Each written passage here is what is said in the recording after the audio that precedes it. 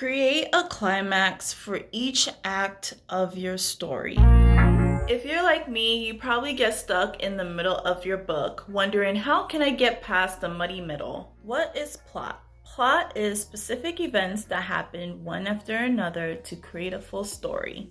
Plotting brings structure to the process, and it is the blueprint for your story. Start with your lead character. Don't start with your character waking up, looking at themselves in the mirror, or gazing out the window, because that is boring and it's not engaging, and your readers will put your book down so fast and not open it back up again. Better yet, have your opening scene be your main character in a conflict, and then the next few pages or the first chapter can be how your character is going to get out of that conflict. Hi, my name is Vivian and welcome back to my channel. Hopefully at the end of this video, you will have a better understanding of the foundations of plotting a novel. Also, establish the villain or the antagonist in Act 1, and also establish the relationship between the main character and the antagonist. Have your readers get to know your lead character and their environment. Build the connection between your readers and your lead character.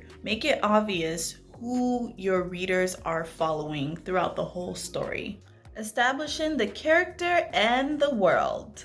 What is your character's world like? Are they living a good life or are they struggling? How do they feel internally about their life? Is it the life your character wants? Is everything in their life what it's supposed to be? And also, how does the world affect your character and your character's beliefs? This is where you can show your character's hopes and desires.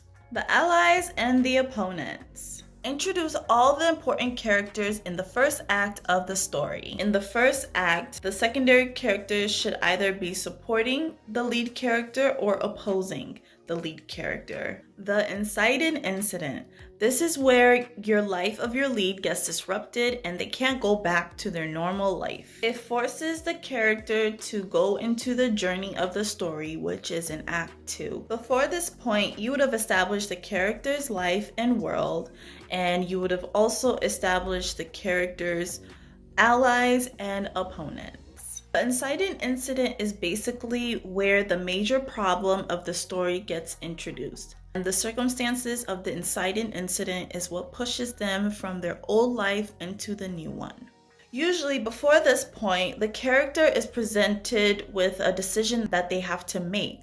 But because they were so used to the comfort of their old life, they had the chance to just ignore the decision and just keep living their life. But the inciting incident takes that choice away and forces the character to make a decision. There are 3 books I recommend for plotting. The first book is Revision and Self-Editing by James Scott Bell. The second book is Conflict and Suspense by James Scott Bell.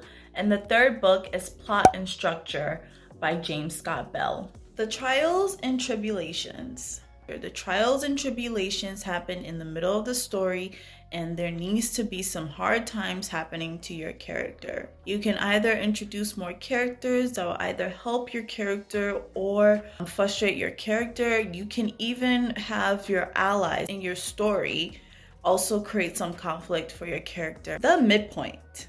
The midpoint occurs right in the middle of the story, where the character has a revelation of some kind and a major event occurs which pushes the character closer to the second plot point of the story. The midpoint is the cursor to not have your second act be too long or too short. After the midpoint event, that is where you have to wrap things up in order to get to the second plot point, which also pushes you to the third act of the story. Once you figure out the midpoint of your story, you are halfway winning the battle of tackling Act 2. The turning point.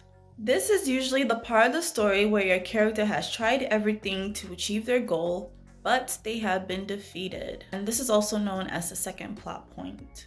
The villain believes that they have won and your character wants to give up. This is where your character's allies come in and convince the character to not give up.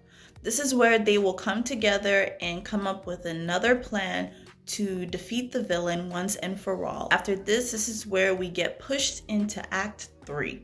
The climax. Your character has their confidence back and a better plan. This time they believe that they can defeat the villain. Together with their allies, they will go and storm the villain's lair and defeat the villain. This is also known as storming the castle. The climax isn't only for Act 3. That is the traditional way of writing. Although the climax is important and is necessary and has to be in Act 3, I will show you the other ways you can incorporate the climax throughout your story. Create a climax for each act of your story. Have each scene that you write build up to the climax of that act. The climax in each act for Act 1 and Act 2 does not have to be an epic climax like it will be in Act 3. It will give your readers something to anticipate and something to look forward to. And that keeps your readers engaged and keeps them flipping through the pages. Also, if you want to get a little fancy, you can add 2 climaxes in your second act. You can have one before the midpoint and one after the midpoint, right before the second plot point. The following action and the resolution. The following action and the resolution are the events that occur after the climax. This is the ending of the story. How is your character like at the end of the book? What are your character's next steps? Have they changed at the end of the book, or are they still the same? In most stories, the character has either changed for the good or for the bad, but the character knows that they can't go back to their old life.